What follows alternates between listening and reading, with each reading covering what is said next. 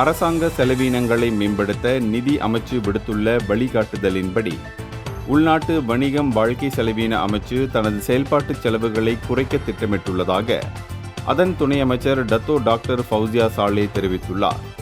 இதன்படி அமைச்சின் அதிகாரப்பூர்வ பயணங்கள், விழாக்கள், அலுவலக பயன்பாட்டு செலவுகள் குறைக்கப்பட உள்ள அதே வேளையில் இந்த சிக்கன நடவடிக்கைகள் பொதுமக்களுக்கான சேவைகளை பாதிக்காது என்று அவர் உறுதியளித்துள்ளார்.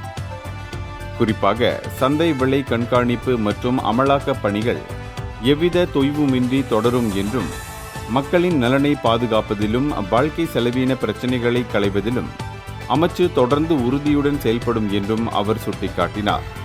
உலகளாவிய விநியோக சவால்களுக்கு மத்தியில் திட்டங்களை சீரமைக்க அனைத்து அமைச்சுகளும் இத்தகைய நடவடிக்கைகளை மேற்கொள்ளுமாறு நிதி அமைச்சு அண்மையில் உத்தரவிட்டிருந்தது குறிப்பிடத்தக்கது.